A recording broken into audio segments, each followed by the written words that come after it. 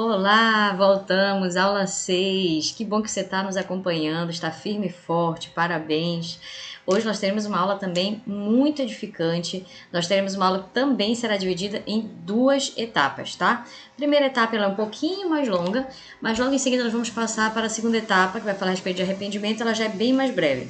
Então vamos iniciar aqui a nossa aula no slide 6, né? A aula passada nós falamos a respeito da visão do MDA, e eu tenho certeza que foi muito edificante para a sua vida. Para mim foi muito bom relembrar alguns princípios, né, que às vezes a gente até esquece.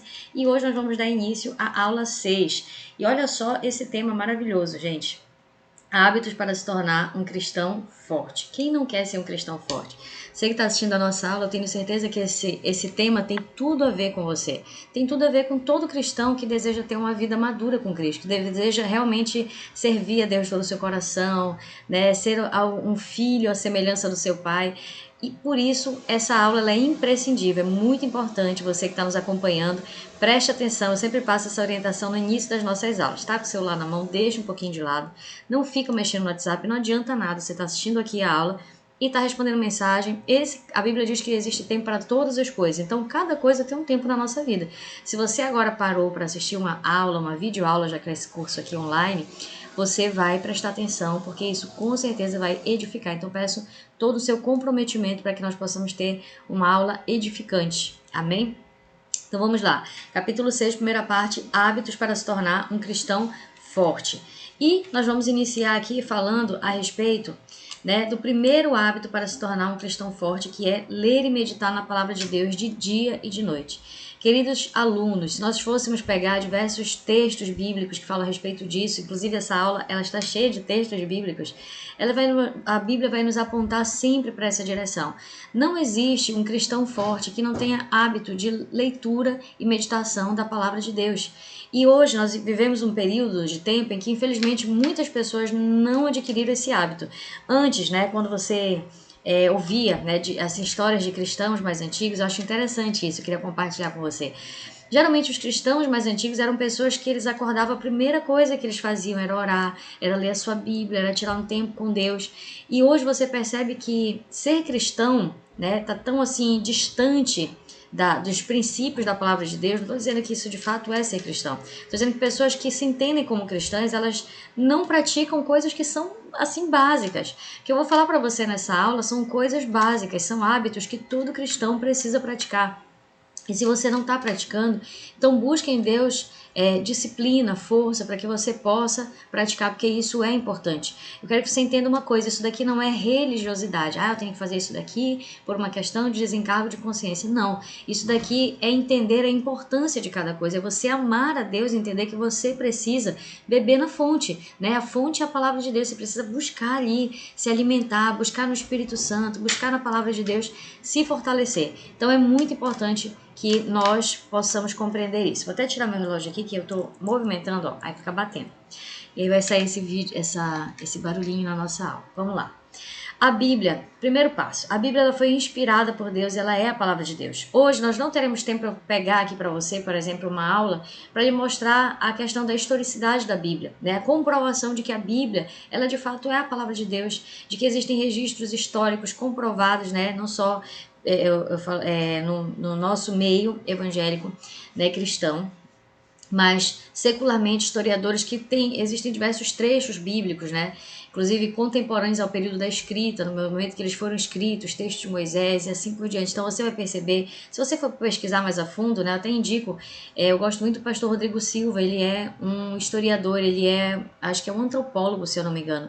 E ele tem muitos vídeos de graça no YouTube que vão trazer para você relatos bíblicos, né, da época, de textos, registros históricos, comprovações históricas. Então, se você tem alguma dúvida a respeito disso, pesquise um pouco mais para que você possa ter segurança. Mas eu não tenho dúvida, queridos, de que a Bíblia foi inspirada por Deus e que ela é a palavra de Deus.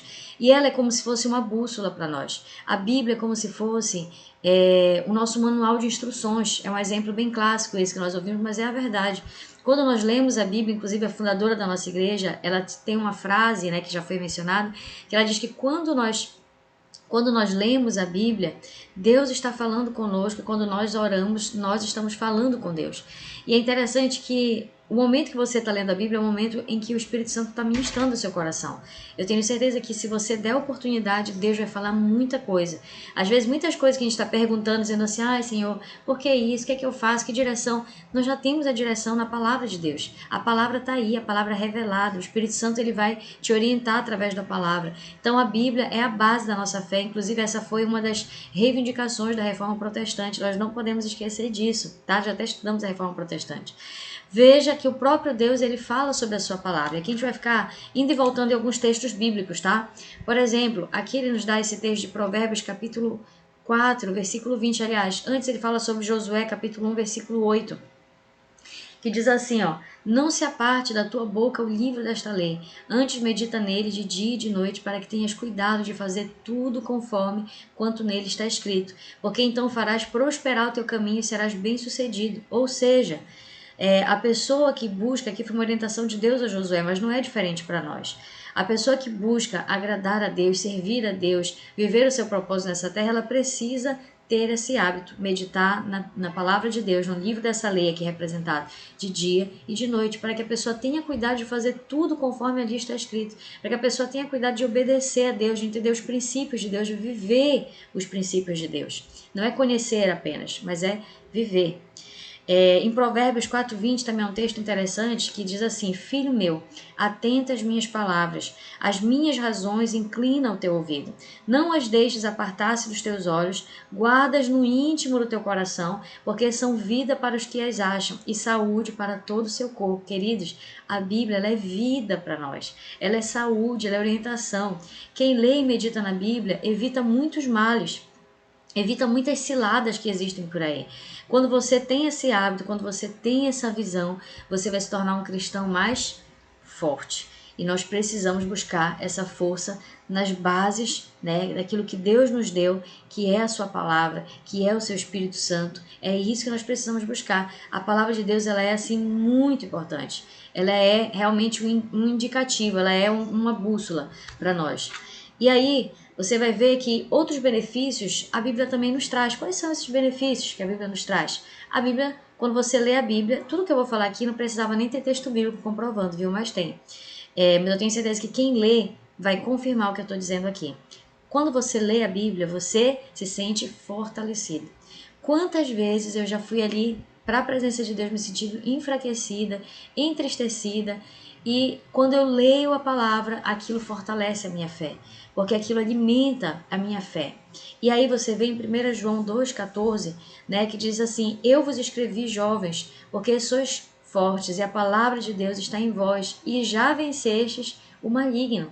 Né? Por que esses jovens aqui no texto, que não se refere somente, claro, que são jovens, mas serve para todo cristão, por que eles são considerados fortes? Não é só pela juventude, mas porque a palavra de Deus está neles. Não adianta você ser jovem e não ter a palavra de Deus em você, você não será forte. Mas se você for, ainda que seja um idoso, ainda que seja uma pessoa aí numa idade mais avançada, se você guarda a palavra no seu coração, então sim, você é uma pessoa forte, tá? Quer ser um cristão forte? Comece lendo e meditando na palavra de Deus todos os dias. Ai, mas eu trabalho muito, eu estudo muito, queridos. Não há desculpa. Sabe por quê? Olha só, se nós formos pegar o nosso dia, 24 horas, tem 24 horas para todas as pessoas. Se você for pegar aquilo que você faz, eu tenho certeza que dentro da sua jornada de trabalho, da sua rotina, existem momentos que são desperdiçados, às vezes numa internet, no WhatsApp, no YouTube, no Instagram. Quantas horas, quantos minutos? Você sabia que se você tirar 15 minutos aproximadamente, 15 não, 10 minutos por dia, lendo a palavra de Deus, você vai ler aí uma média de 3 a 4 capítulos, e se você fizer isso todos os dias, no final do ano você terminou de ler a sua Bíblia? Olha só, não precisa de muito tempo. Veja como muitas vezes isso são desculpas. Nós precisamos entender a importância da palavra na nossa vida. Hoje nós vivemos num mundo em que muitos cristãos, eles são fracos, porque eles não têm hábitos de cristão forte. E aí, se você quer ser um cristão forte, determine, se discipline. Todos os dias, se eu tenho dificuldade, então comece com a primeira coisa daquele dia. Você tem dificuldade, eu quero lhe estimular. Comece então com a primeira coisa desse dia. Sabe uma coisa que eu tenho muita dificuldade? Exercício físico. Não gosto. Então o que eu faço? Eu sei que eu preciso fazer. Então uma das primeiras coisas do meu dia, depois de orar, é fazer exercício físico. Porque se eu deixar para o final do dia, eu, assim, não vou fazer. Não vou mentir, não vou fazer. Então, se não for de manhã, vai ser difícil de eu fazer uma outra parte do dia. Então, conheça como é que funciona. Tem pessoas que têm prazer em meditar na Bíblia, legal, ótimo. Mas nem todo mundo é assim. Você vai ficar assim, ai, não quero ler a Bíblia, ai, não tô cansado, ai. Então, comece com a primeira coisa do seu dia. Comece com a leitura bíblica, tá? Uma dica aí para você ser um cristão forte. Aí, João 2,14, nós já lemos? Já lemos. E um outro benefício da leitura diária é que a palavra nos purifica. João 15,3 nos diz que Jesus disse: se vós estiverdes em mim e as minhas palavras estiverem em vós, pedireis tudo o que quiserdes e vos será feito. Então, quando nós entendemos, perdão, eu li aqui o errado, gente. 1 João 15,3. Vós já estáis limpos pela palavra que vos tenho falado. João 15,3. O texto que eu ia ler aqui, que eu li, na verdade, foi de outro tópico. Então, aqui nos mostra nesse texto, na verdade, que nós fomos purificados pela palavra de Deus. Ou seja, a palavra de Deus, ela também nos purifica. Às vezes nós chegamos diante de Deus com nosso coração todo entulhado de um monte de informação. Ixi, televisão então, meu amigo, se você for querer se alimentar da televisão, você vai andar na rua com medo, sobressaltado, você vai ter medo de avalanche, de terremoto, de assalto, de doença. Vai ser uma perseguição. Tá? Não estou dizendo para você não se informar, você precisa se informar, mas cuidado com aquilo que você está alimentando a sua alma. A palavra de Deus, ela nos purifica, então ela nos limpa de todo o excesso, toda a bagagem negativa.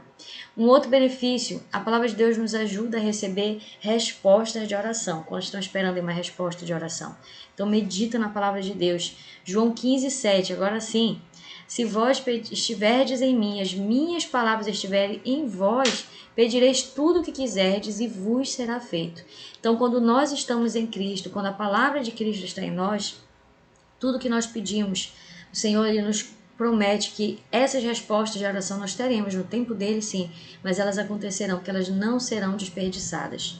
A palavra de Deus, ela nos alimenta espiritualmente. 1 Pedro 2,2. Desejai efetuosamente, como meninos novamente nascidos, o leite racional, não falsificado, para que por ele vades crescendo. Como é que nós vamos crescer? Quando nós tivermos o hábito de nos alimentar todos os dias. Então é alimento espiritual para nós. Muitas pessoas não leem a Bíblia porque elas não compreendem isso. Então o que acontece? Elas sentam no café da manhã para tomar café, porque elas estão sentindo fome. Elas almoçam, elas lancham de tarde, elas jantam à noite, elas têm a ceia antes de dormir. E o que acontece? Elas não entendem que o espírito também precisa de um alimento. Não dá para viver dias e semanas sem meditar na palavra de Deus. Não dá para viver sem oração. Não dá para viver. Ou nós somos cristãos ou nós não somos cristãos. Porque um cristão que não é forte, na verdade, ele corre o risco de sequer ser cristão. Você precisa buscar se fortalecer em Deus. Eu tinha um colega que ele fez um propósito que eu achei muito legal. Né? 2 propósitos que eu quero compartilhar. Esse dia eu estava conversando com uma amiga, né? A Luana, e ela mencionou, eu quero fazer um propósito aqui de andar 24 horas com a Bíblia. Eu achei tão bacana, sabe por quê? Porque quando você tá, não é só um ato de você estar com a Bíblia, mas quando você está com a Bíblia, isso abre porta de evangelismo. Você lê mais, porque, você tá com o celular na mão, você não tá toda hora ali conectado, respondendo mensagem, olhando o Instagram, o Facebook. Agora imagina se você tá o dia todo com a Bíblia, você para ali numa parada de ônibus, esperando o ônibus, você começa a ler a Bíblia. Você para ser atendido numa consulta, ou tá esperando um lanche ser servido, você tá lendo a Bíblia. Então, puxa vida, isso daí imagine quanto isso vai nos alimentar espiritualmente, esse tipo de propósito, muito legal, achei muito legal. E eu quero fazer, né? Quero fazer esse propósito, achei assim, me motivou muito.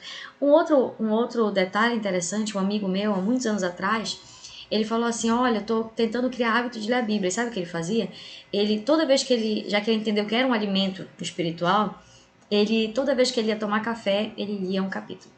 Aí quando ele lanchava, ele lia outro. Toda vez que ele comia, que ele alimentava o corpo, ele alimentava também o espírito. Foi um propósito que Deus colocou no coração dele, porque ele queria ter o hábito de meditar mais na palavra. Assim ele lia durante o dia 5, 6 capítulos, quantas vezes ele comesse, quantas vezes ele lia a palavra. Então, são assim estratégias interessantes para que a gente possa criar esse hábito. É importante. A Bíblia ela nos traz sabedoria. Salmo 119, 98, versículo 98, né, o maior salmo, maior capítulo da Bíblia, Salmo 119, Diz assim: Tu, pelos teus mandamentos, me fazes mais sábio do que os meus inimigos, pois estão sempre comigo. Tenho mais entendimento do que todos os meus mestres, porque os teus testemunhos são a minha meditação. Sabe por que ele se tornou tão sábio, esse salmista aqui? Porque ele meditava na palavra de Deus. Sabe por que ele tinha mais entendimento do que as pessoas em volta dele? Porque ele meditava na palavra de Deus. Converse com alguém que tem hábito de ler a Bíblia para você ver a sabedoria dessa pessoa. Gente, isso daí é algo incrível, isso é algo não é só natural, isso é algo sobrenatural, tá? A letra F, outro benefício, dá-nos direção e nos orienta nas nossas decisões. Você está precisando de alguma orientação? Você está precisando de alguma orientação para uma decisão sua? Salmo 119, 105 diz: Lâmpada para os meus pés é a tua palavra e luz para o meu caminho. A palavra de Deus ela vai iluminar o teu caminho, ela vai te dar direção. Medita na palavra de Deus, porque Deus vai falar contigo através da sua palavra. E ela nos garante uma vida bem-sucedida. Nós lemos isso lá em Josué capítulo 1, versículo 8. Não se aparte da tua boca o livro desta lei, aqui em cima, gente. Antes medita nele e noite, de dia e de noite, para que tenhas cuidado de fazer conforme tudo quanto nele está escrito. E olha só a promessa: porquanto então farás prosperar o teu caminho e serás bem-sucedido. Uma pessoa que medita na palavra de Deus, ela se torna bem-sucedida porque ela está com sucesso ali, nas mãos dela, orientação do próprio Deus para ela. Poxa, isso daí é muito importante. Esse é o primeiro hábito que nós gostaríamos de compartilhar com você. E aí vem só uma orientaçãozinha aqui embaixo, que é uma dúvida que geralmente os alunos têm, né? As pessoas têm. Onde eu começo lendo? A nossa orientação, existem diversas orientações, tá? Não estou dizendo que essa aqui é certa ou tem uma melhor ou uma pior. Nós entendemos que essa daqui é a mais indicada, tá? Por uma questão prática. Comece lendo o Novo Testamento e, detalhe, de forma sistemática. Muitas pessoas leem a Bíblia não de forma sistemática. Vou explicar o que é. A pessoa abre lá em João, depois ela abre em Provérbios, depois ela abre em Abacuque, depois ela abre em Salmos, depois ela abre em Apocalipse. Aí o que acontece? Ela vai lendo pedacinhos, né? Às vezes nem lê capítulos, ela lê pedacinhos da Bíblia. E ela não tem uma visão completa do todo. Isso é prejudicial, não aconselho, né? Eventualmente você abrir a Bíblia ali para ler uma palavra isolada, ok. Mas não faça desse um hábito de leitura bíblica. A sua leitura é bom que ela seja sistemática. Ou seja, você começa e termina um livro, tá? E eu até orientaria que você começasse pelo Novo Testamento, leia na sequência, né? Mateus, Marcos, Lucas, João, você vai lendo na sequência e você vai lendo de forma sistemática, você vai lendo do capítulo 1 até o último capítulo, depois começa um outro livro. Você pode até começar livros, né? Não precisa ser todos do Novo Testamento, do Antigo, você pode escolher, mas comece e termine aquele livro. Agora, se eu puder lhe orientar, eu lhe orientaria, se você está começando a ler a Bíblia, a ler pelo Novo Testamento e de forma sistemática. Do comecinho até, né, de Mateus até Apocalipse. Depois você volta para o Antigo Testamento. É a forma que eu utilizo também na minha leitura e que eu gostaria de orientar você. Um outro hábito é importante para um cristão ser forte, o hábito da oração. Esse daí poderia até ter vindo no primeiro lugar, não tem problema, até que não está por ordem de importância não, tá? São hábitos distintos, mas que eles se casam, eles se somam. Uma pessoa que só lê a Bíblia e não ora, ela vai ser um cristão deficiente. Uma pessoa que só ora e não lê a Bíblia também será um cristão deficiente. Né? Como se fosse duas asas, é como se tem uma pergunta que foi feita uma certa vez: senhor fulano de tal, o que é mais importante? Acho que foi perguntado para um pastor, se eu não me engano. E o que é mais importante, né? Ler a Bíblia ou orar? E ele falou assim: o que é mais importante para um passarinho, a asa direita ou a asa esquerda? Você percebe? Não, não tem. Os dois são importantes. Se não tiver uma asa, não voa. Então precisa das duas asas. Palavra e oração. Elas se complementam, elas se casam. Tá? E aí 1 Tessalonicenses tem aquele texto maravilhoso que fala: orai sem cessar. Então, oração, né? Nós vamos entender que oração é quando nós falamos com Deus. Muitas pessoas dizem assim: eu não sei orar. Não é verdade, sabe por quê? Se você sabe falar, você sabe orar. E por mais que de repente você tenha um problema, uma dificuldade na fala, você fala aqui também. Então, todas as pessoas conseguem orar. Basta que você entenda que é simples. O que às vezes nos afasta da oração é quando você vê pessoas que elas burocratizam muito a oração. Usam palavras muito difíceis, parece que é uma coisa assim muito inacessível, não consigo chegar até Deus. Às vezes esse tipo de cristão, ele passa realmente uma impressão de que a oração é algo assim muito místico. E não é. A oração, ela é simples. O nosso Deus, na verdade, ele é simples. Se você não tem hábito de oração, comece orando. E o que é orar? Conversar com Deus. É buscar ter comunhão com Deus. Né? A oração, existem diversos níveis de oração. Oração individual, uma oração coletiva e a oração permanente, que é a oração sem cessar, de 1 Tessalonicenses 5,17. Nós todos precisamos praticar os três. Orar em casa, no nosso tempo a sós com Deus. Orar coletivamente, como que é coletivo? No momento que nós estamos em comunhão com a igreja. E orar sem cessar. Ou seja, uma vida no Espírito, uma vida em constante oração. Você está andando, você está orando. Você está no ônibus, você está orando. Não tem, gente, não tem lugar para orar. Você está no banheiro, você está orando. Você está fazendo comida, você está conversando com o Pai. Você está pondo louvor, você está adorando. Você está tendo comunhão com Deus. Por favor, esse é o estilo de vida que todo cristão, isso daí, quando a gente fala sobre isso, parece que a pessoa ela pode pensar assim, puxa vida, né? É assim que deve ser a vida do meu pastor, da minha pastora. Não, gente, esse aqui é o estilo de vida que todo cristão precisa ter. Não é o líder, não é o diácono, não é o missionário, não é o pastor, é todo cristão. Todo cristão precisa ter esse estilo de vida, tá? Quando que nós devemos orar? Em todo tempo, já disse para você, cultivando sempre uma profunda intimidade com Deus. Essa é a oração no Espírito. Né? Algumas dicas aí, quando você acorda, ore. Né? A primeira coisa do seu dia, você está com dificuldade de orar, igual ler a Bíblia? Então, a primeira coisa do seu dia, comece com oração, comece com leitura bíblica. Ao deitar, né, tire um tempo de oração agradecendo a Deus. Antes das refeições, comece a criar esse hábito. Isso aqui é muito legal, porque isso daqui, principalmente quem tem filhos, se você tem esse hábito, você está passando ensino para os seus filhos. Tudo que você está fazendo, você está passando ensino. E aí, quando você acorda orando, quando você antes de deitar ora, quando você tem tempo de comunhão, você está transmitindo isso para as pessoas que estão ao seu entorno. Você não precisa falar, orem. Elas veem em você uma vida de oração. Isso transmite. Isso comunica. Ao estudar a Bíblia, isso é que eu faço muito. Quando eu estou lendo a Bíblia, eu estou lendo e eu estou orando. Porque eu estou ali em conexão com Deus. Aí eu comento algumas coisas com Deus, né? Eu fico, Deus, pai, isso daqui, como você acha que deve ter sido tal coisa? E será que nesse ambiente e tal? É a minha vida com Deus. E eu sei que você também tem a sua. Então eu estou ali lendo a Bíblia, mas eu estou ali o tempo todo orando, comentando algo com Deus, fazendo uma pergunta, tem coisas que eu não entendo. E o Espírito Santo ele vai me dando entendimento. Toda manhã, a ideia de oração para você, toda manhã ou outra hora, junto com os irmãos, né? Quando você acorda, tira esse tempo mais de oração, junto com os irmãos, que é a oração coletiva, que é maravilhosa, gente. Orar coletivamente, assim, é realmente uma chama que se acende. Muitas pessoas falam, assim, eu sinto muito, eu acho que hoje nós vemos um tempo em que a comunhão entre os irmãos está sendo muito desprezada.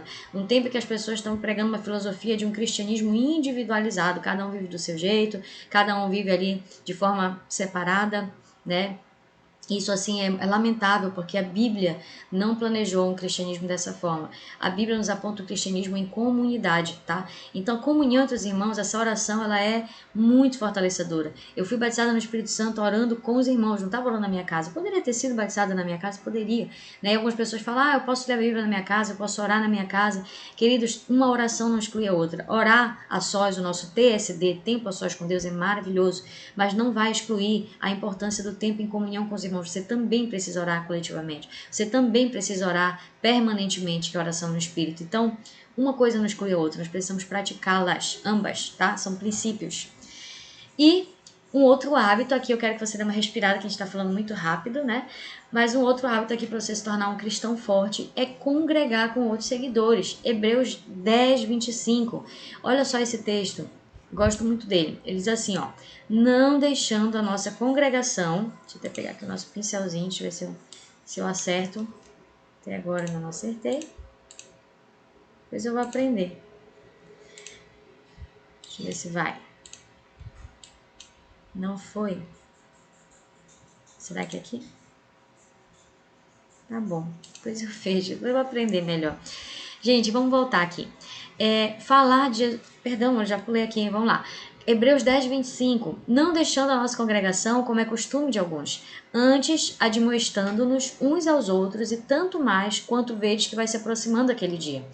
Esse texto aqui ele é maravilhoso, porque o escritor de Hebreus, o escritor aos Hebreus, Ele nos orienta o quê? Não deixar de nos congregar. Como eu disse para você, nós estamos vivendo um tempo em que as pessoas estão desvalorizando a congregação dos santos. Ou seja, estar unidos, estar reunidos, né, como igreja de Cristo. Isso daqui é muito importante. Né? Assistir um culto na televisão, assistir um culto pela internet, não jamais vai se comparar a estar presencialmente numa igreja, né, junto com outras pessoas, na atmosfera espiritual. O Espírito Santo ele pode estar em qualquer lugar, sim, com certeza. Mas isso daqui é princípio bíblico, estarmos juntos, congregando juntos, tá? Então, naquela época, já haviam pessoas que já vinham com essa desculpa. Ah, não preciso ir para a igreja, não preciso estar junto dos irmãos, né?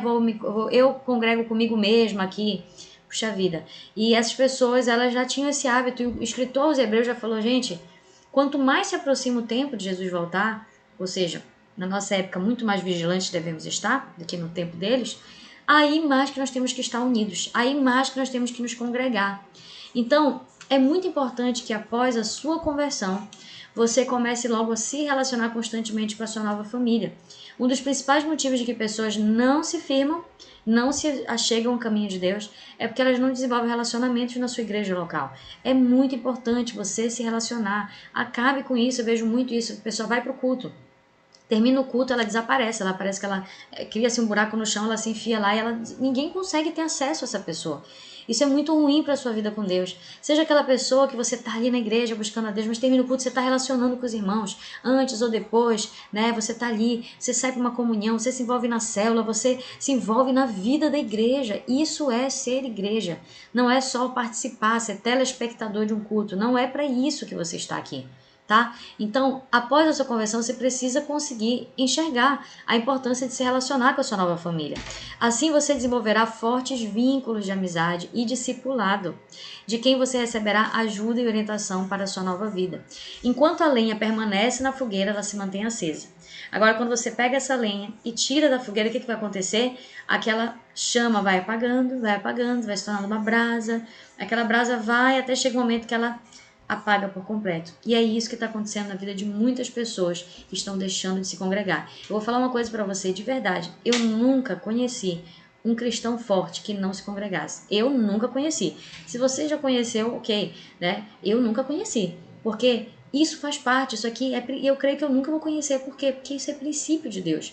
Eu não estou falando de pessoas que não podem, de repente alguém está no leito de enfermidade, ok. Eu estou falando de pessoas que podem e não vão. Isso é princípio de Deus. Para ser um cristão forte, nós precisamos nos congregar com outros seguidores. Mesmo quando nós não sentimos vontade. Quem disse que toda vez que eu vou pra igreja eu vou com vontade? Tem dia que eu tô cansada, que eu tô chateada com alguma coisa, que eu tô com um problema, que eu fico assim, ai meu Deus, hoje não tô afim de ir pra igreja. Mas é nesse momento que nós precisamos nos fortalecer. Todas as vezes que eu vou, eu venho de lá fortalecida. É incrível isso. Às vezes eu chego lá cansada, sobrecarregada, chego lá assim, desanimada muitas vezes, e aí eu ouço uma palavra, eu adoro o Senhor ali em espírito, e eu sou edificada, eu venho pra minha casa, ou então eu me relaciono com os irmãos ali e já saio de lá com uma outra aparência, né? Com outro ânimo no meu coração. Porque isso faz parte, tá? Congregar faz parte de um cristão forte. Devemos nos congregar. Como que é congregar? É estar presente nos cultos da sua igreja local, nas células, né, discipulado, escola. Você está aqui online, a escola é muito importante, né? Participe. E as comunhões, estar junto. Vai ter um futebol, mas eu não jogo futebol, não está relacionado à atividade, está relacionado a estar juntos. Entenda isso de uma vez por todas, tá bom? E o nosso quarto hábito de um cristão forte é falar de Jesus aos outros e aos discípulos. Eu sempre dou o exemplo do Mar Morto, né? A pessoa que ela não tem esse hábito, ela perdeu o sentido da vida cristã. Porque é como se ela fosse o Mar Morto, que ele só recebe as águas, mas ele não deságua em ninguém. E ele se torna realmente o mar que recebe essa nomenclatura de Mar Morto, porque não há vida nele, né? Não há peixes, não há vegetação, não há nada. E é assim que acontece na vida de cristãos que não tem esse desaguar, né? Que não deságua na vida. Ele só recebe, mas ele não passa. Gente, falar de Jesus tem que ser assim algo que está no nosso DNA. Preste atenção, antes de nós encerrarmos aqui. Preste muita atenção, não é você formalmente todos os dias falar assim, onde que eu vou pregar hoje? Não, não é isso. É você estar tão cheio de Cristo que você procura a oportunidade de lançar sementes do evangelho no coração das pessoas. Às vezes as pessoas nem vão perceber que você lançou uma semente do evangelho, mas foi lançada. Então, por exemplo, você vai ser atendido no médico, você está ali na recepção, você já está orando do Espírito, Senhor, o que eu posso fazer? Quem que eu posso alcançar? Que palavra eu posso dar? Que conselho? Senhor, usa a minha vida. Sempre que eu estou no ambiente, né, reunião de família, uma recepção de um médico, de qualquer local que a gente participe, num banco, numa fila, esperando o atendimento, eu fico ali, Senhor, orando em espírito, pedindo para Deus me ajudar a ter a oportunidade de falar dele para alguém. Não precisa ser assim, olha gente, quero chamar a atenção aqui de todo mundo aqui no banco, eu quero abrir a Bíblia aqui no capítulo 5, no versículo 6 do livro de Mateus. Não é isso.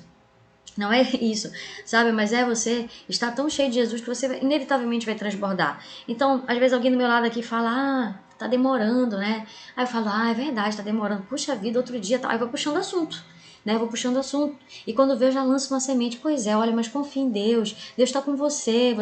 Então, gente, falar de Jesus tem que fazer parte da nossa vida. Todos os dias. Não precisa se falar formal, né? Que você imagina a pessoa colocando um púlpito e pregando para as pessoas e abrindo a Bíblia. Não, mas é transbordar Cristo que existe em você. Isso precisa fazer parte todos os dias da nossa vida.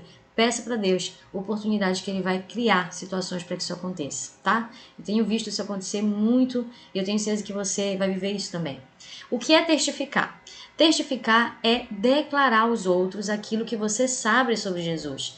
Muitas pessoas vão dizer assim, mas eu sou nova convertida, eu não sei nada da Bíblia, como é que eu vou falar? Se você não sabe nada da Bíblia, você vai aprender, você vai ler, você já sabe um pouquinho, você vai compartilhar um pouquinho que você sabe. Mas se mesmo assim você acha que não sabe nada, compartilhe o seu testemunho. Seu testemunho também, ele testifica a respeito de Cristo. É tanto um privilégio como um dever de todo cristão falar de Cristo. Se você conhece cristão que não fala de Cristo, tem alguma coisa errada. Não tá certo, não tá batendo. Eu lembro o exemplo de um jogador de futebol que tirou, tava com uma camisa embaixo, escrita Jesus, né? E aí ele fez um gol, alguma coisa, e homenageou Jesus. Ele tirou a camisa e apareceu lá embaixo, a camisa do time, né? E apareceu embaixo Jesus, alguma mensagem assim evangelística, né? E eu lembro que eu tava assistindo na televisão isso, e o comentarista fez o seguinte comentário: poxa, eu acho que nada a ver, sabe? Você tem a sua fé fica pra você não precisa estar divulgando, não sei o que, não sei o que. E eu fiquei pensando, engraçado, ser cristão é isso, é testemunhar de Cristo. Na mente das pessoas que não conhecem, elas vão pensar assim, por que a pessoa tem que estar divulgando Jesus? Você tem a sua fé pra você. Não é assim. Cristão que é cristão não guarda Jesus só pra ele, não tem como, é impossível. Você tem que transbordar na vida de outros, não tem como, você tem que aproveitar a oportunidade, você tem que propagar o evangelho, você tem que fazer alguma coisa, tá? Então isso daí faz parte da natureza do cristão. É a mesma coisa que eu falar assim, olha, não seja cristão, porque se ele não fizer isso, ele não é cristão, tá? Para quem que nós vamos falar de Jesus? Você já ouviu essa expressão, oikos, né? Essa expressão, ela fala de uma unidade básica de relacionamentos. Quem é o nosso oikos? Ou oikos, tem algumas pessoas que pronunciam assim. O oikos é as pessoas que estão no nosso círculo de convivência. Você sabia que é mais fácil você falar de Jesus para as pessoas próximas de você do que as pessoas que estão longe, que nunca conheceram, que talvez nunca conhecerão essas pessoas que estão no seu entorno? Pare para pensar que se você nasceu nessa família, se você tem esses colegas, se você mora do lado desse vizinho chato que você tem aí, é com um propósito, não é? Jesus lhe colocou aí para que você alcançasse essas pessoas.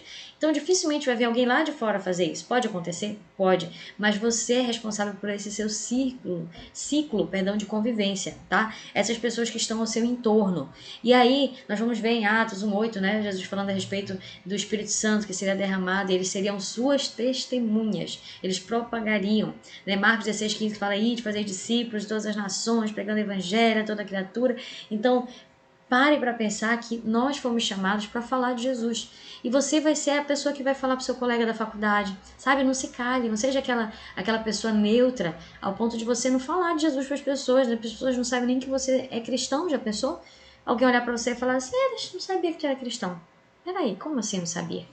Né? Se você é cristão, é algo tão aquilo transborda tanto que as pessoas que convivem com você, elas vão perceber mais cedo ou mais tarde. Pessoas que convivem há anos e não perceberam, então tá estranho, não é verdade? Você que vai ser usado para falar com seu colega de faculdade, seu amigo de infância, o vizinho que às vezes tem um conflito, né, reclama de alguma coisa, você vai ser educado, você vai tratar bem, você vai amar, e isso vai transmitir Jesus para a vida dessas pessoas. Seus parentes também, né, pai, mãe, e por aí vai. Temos que mostrar muito amor e manter a amizade sem acompanhá-las em ambientes e hábitos pecaminosos. Isso daqui é muito importante, porque tem pessoas que elas estão ali inseridas nesse contexto, vou falar de Jesus e tal, mas elas acabam extrapolando o limite. Qual o limite? É de você ser conivente com o pecado. Isso daí nós não somos, tá? Então você tá ali falando de Jesus para as pessoas, mas você sabe, né, dos seus princípios e dos seus valores. Né? Eu não preciso acompanhar meu marido no bar porque eu tô falando de Jesus para ele. Eu particularmente não acompanharia. Se tem esposa que faz isso, ok. Mas eu não aconselharia porque você tem os seus princípios. Você sabe qual ambiente para o cristão e qual ambiente que não é para o cristão. Mas nada impede você ser aquela pessoa que está ali falando, ensinando, aconselhando, orando, amando, tá? Você não está ali para criticar, você está ali para amar. Porém, é importante você entender os limites. Você não precisa acompanhar essas pessoas, ser conivente com os hábitos e os ambientes pecaminosos que ela frequenta. Você vai ser uma pessoa que está ali sendo luz, tá? Se você se envolver, aí você deixa de ser luz. O sal perde o sabor. E algumas sugestões para nós encerrarmos esse primeiro bloco, sugestões para que você se torne uma testemunha de Cristo bem-sucedida ame as pessoas. Gente, tudo começa com amor. Se você tem aquela postura, sabe aquela postura assim, arrogante? Né? Eu sou a dona da verdade, eu conheço a Cristo, você não conhece.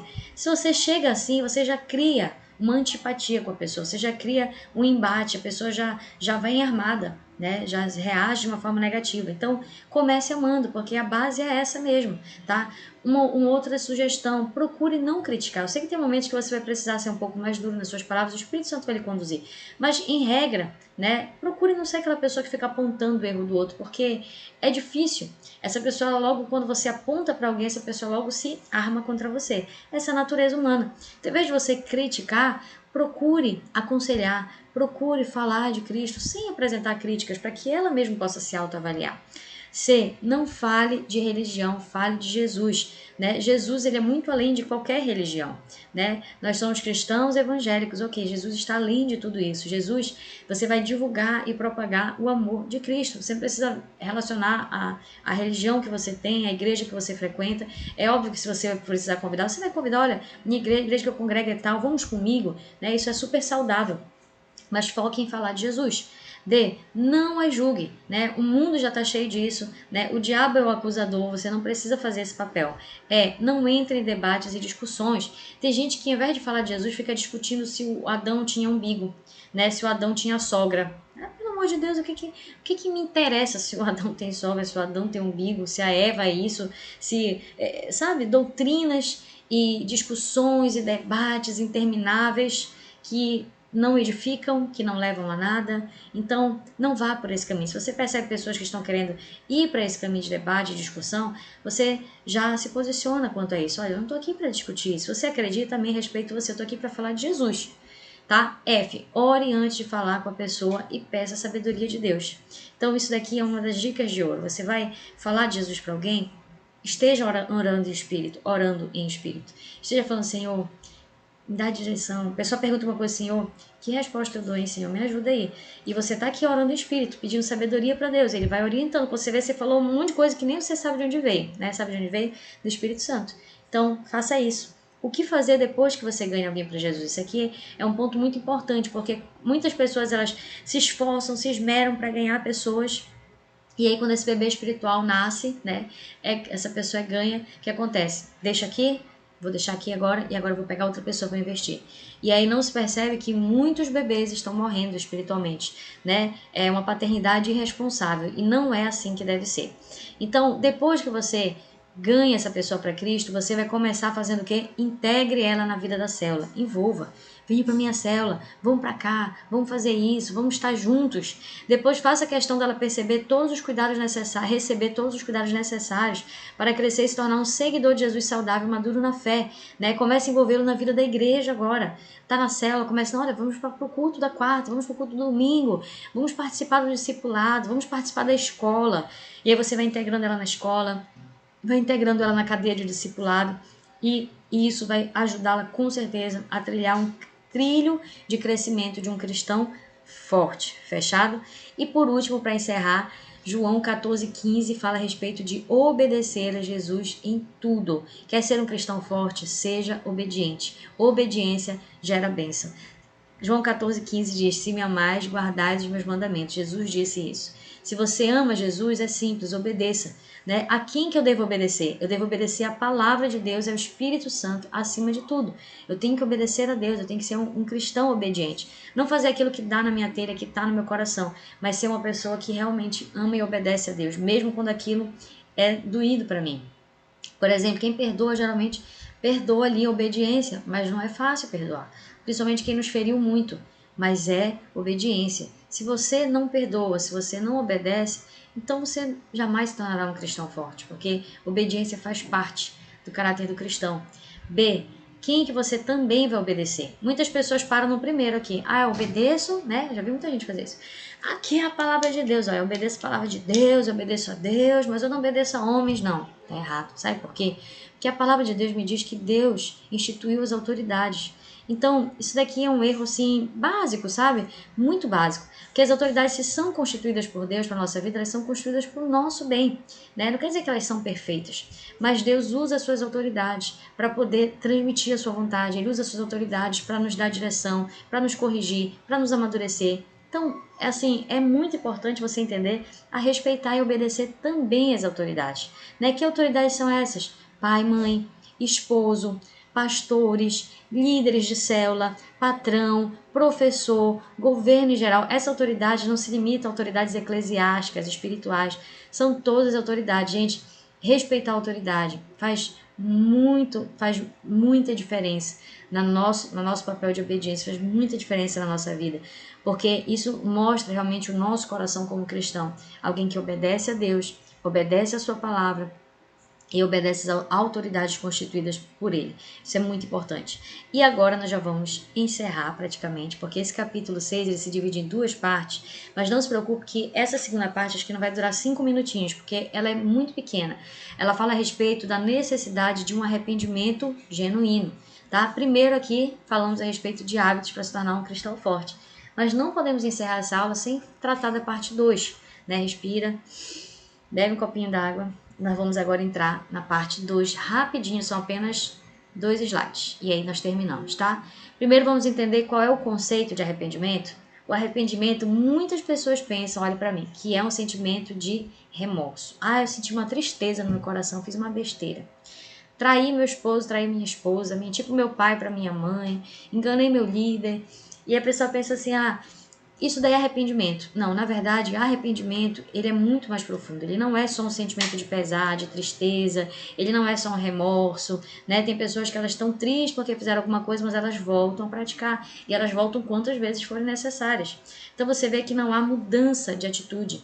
O arrependimento genuíno, ele traz consigo mudança de atitude. Marcos capítulo 1, versículo 14 diz, e depois que João foi entregue à prisão, veio Jesus para a Galiléia pregando o evangelho do reino de Deus e dizendo, o tempo está cumprido e o reino de Deus está próximo. Arrependei-vos e crede no evangelho. Jesus pregou um evangelho de arrependimento. Jesus pregou o evangelho de arrependimento. Então, o arrependimento ele é a porta de entrada da nossa fé. É através do arrependimento que nós nos voltamos para Cristo. E não é só a porta de entrada, mas ele é a porta de permanência, porque é uma constante. Arrependimento é algo que nós precisamos vivenciar todos os dias. Né? Tem coisas que às vezes não pensar, não falar, atitudes que entristecem a Deus. Nós precisamos ter uma vida de constante arrependimento. Eu não estou dizendo que nós temos uma vida de pecado, mas uma vida de constante avaliação pessoal para que a gente possa andar na semelhança de Cristo. Arrependimento, ele é mudança de atitude, né? Você erra, você falha, você fala assim, Senhor, eu não posso mais viver dessa forma. É você amar tanto a Deus que você começa a odiar o pecado, odiar aquilo que está lhe prendendo, cortar os laços por completo. Você vê que aquilo tem uma possibilidade de lhe atrair de novo, de fazer com que você peque, que você caia, com que você entristeça a Deus. Então, se você está realmente arrependido, você corta logo os laços com aquilo, né? Ai, não, então não vou me permitir estar nesse ambiente, eu não vou me permitir estar com essa pessoa, eu não vou me permitir estar nesse cenário, porque eu sei que isso pode me fazer pecar. Esse é o principal aspecto do arrependimento, porque o nosso maior problema para com Deus não está nas coisas erradas que fazemos, mas sim na nossa atitude interior de independência e rebelião para com Deus, ou seja, desobediência. Por isso, quando mudamos nossa atitude de independência para uma atitude de dependência e submissão, mudam também os nossos atos. Aqui nós vamos ver, já é o último slide, já estamos encerrando, disse que ia ser rapidinho, menos de 5 minutos, Aqui eu vou só mostrar para você como que é a atitude anterior de uma pessoa que não conhece a Cristo e a atitude nova de uma pessoa que já vive uma vida de arrependimento genuíno, que já entregou a sua vida para Jesus, tá? A atitude anterior de uma pessoa que não se curvou a Cristo, não se submete a Cristo, é rebelião e independência. O que ela fala? Faço o que me dá na cabeça. Então, eu faço o que eu quiser, eu faço o que está na minha cabeça aqui, o que eu decidi eu vou fazer. Ou seja, uma atitude de rebelião, de desobediência. A atitude nova de alguém que realmente entregou a sua vida para Cristo é uma atitude de submissão e de dependência. Você entende que você está sujeito a Cristo e a sua palavra em tudo. Então, quando você olha o pecado, você olha uma situação de desobediência, você já quer afastar daquilo completo. Você está tão sujeito a Cristo que você não quer viver mais preso numa vida de pecado como você vivia antes, ou como eu vivia antes. Situação anterior, né, uma pessoa que não conhece a Cristo, ela está no império das trevas. Talvez muitas pessoas estejam vivendo nesse império e não saibam, mas elas estão, porque fora de Cristo não há luz, há somente trevas. Vivendo segundo o curso deste mundo e as paixões da carne, ou seja, elas vivem sendo impelidas, conduzidas pelas obras desse mundo, pelas paixões da carne, tá? Pelas direções desse mundo. Então ela vive o que é a miséria, a tristeza, a falsidade, a sensualidade, a briga, a idolatria, lascívia, vícios, vingança, ódio, angústia, revolta, culpa. Ela vive ali os frutos da carne e não do espírito. Ela vai vendo tudo aquilo que está conforme o Deus deste século, que é o diabo. E a situação nova de alguém que entregou sua vida para Jesus, ela passa do reino das trevas para o reino da luz, para o reino do Filho do seu amor. Ela vive de acordo com a palavra de Deus e a sua vontade. Não quer dizer que ela é uma pessoa que ela nunca erra. Ela falha, nós falhamos, mas ela não vive mais escrava dessas falhas. Ela não vive em constante pecado, ela não vive afundada. Ela vive o quê? Ela pode eventualmente errar, mas ela se arrepende e ela começa uma nova história. E ela se arrepende, ela vive uma nova fase com Deus. E ela busca cada dia estar amadurecendo e crescendo espiritualmente. É assim que acontece. Ela vive a paz interior, prosperidade, liberdade, porque ela estará sendo verdadeiramente liberta. Muitas pessoas pensam assim, eu quero ser liberta, eu tenho uma prisão espiritual, uma maldição hereditária. Sabe que qual a maior libertação que existe? É você ser preenchido por Cristo. Quanto mais, meu Deus, quanto mais de Cristo você tem, não tem espaço para as trevas na sua vida. Não tem maldição hereditária que fique de pé. Não tem a obra de macumbaria que fique de pé. Quanto mais cheio do Espírito Santo, mais o reino das trevas vai ser afastado e vai ser destruído e dissipado da sua vida. Tá? Então ela está cheia de amor, de perdão, de amizade, de pureza, de alegria. O semblante dessa pessoa é outro, as atitudes dela são outras, o pensamento é outro. Ela já não enxerga maldade em tudo. Ela é uma pessoa que enxerga amor, que tem pureza, é uma pessoa alegre, é uma pessoa que perdoa, é uma pessoa que ama, que trata bem, sabe? Isso tudo muda, né? A situação anterior aqui dessa pessoa, né, como seria? Continuando, a natureza pecaminosa. Antes ela era dominada pela natureza pecaminosa. Ela era insensível, insensibilidade. Insensível ao pecado. Não tô sentindo nada, não tem nada de errado, né? Qual a frase que essa pessoa usa geralmente? Não tem nada a ver, não tem nada a ver. Ela tem prazer no pecado e ela tem vontade de continuar. É uma desobediência, é uma rebeldia, é uma obstinação. E qual é a situação nova? A situação nova de uma pessoa com Cristo é uma natureza recriada. É uma sensibilidade, às vezes uma coisa que antes você achava que nem era pecado, às vezes uma coisa até boba, para os olhos de muitas pessoas, você se sente mal, você fala, puxa vida, falei uma coisa que não deveria, né? Usei uma palavra assim, baixo calão, falei algo que eu não deveria falar, falei mal do fulano, ixi, estou me sentindo mal, tá errado, Deus não se agrada disso. Você percebe que é assim o coração de alguém que está sensível, porque essa pessoa quer viver em santidade. Tá? Tristeza, segundo Deus, entenda que Deus produz também tristeza na gente, tá? Mas é uma tristeza segundo Ele. Que tristeza é essa? É uma tristeza que gera desejo por mudança, uma tristeza que gera arrependimento genuíno, tá? É a vontade de vencer. O arrependimento, para nós encerrarmos, é não ter mais prazer no pecado. Eu acho que se realmente nós fôssemos conceituar numa frase prática, seria essa. Arrependimento é não ter mais prazer no pecado. Uma pessoa genuinamente arrependida não se deleita mais no pecado, pois sua natureza já foi mudada. Se vier a pecar outra vez, como eu disse para você, nós erramos, claro. Nós pecamos sim, mas o coração dela não tem mais prazer naquilo e a vontade dela imediatamente é de vencer o pecado. E isso é seguido por uma profunda tristeza que Deus coloca no nosso coração, mas uma tristeza que produz arrependimento verdadeiro, tá? Então, obrigada por você ter ficado até aqui. Eu espero que a aula 6, né, esses temas tratados sobre ser um cristão forte, sobre a necessidade do arrependimento genuíno, ela seja algo que gere transformação para as nossas vidas.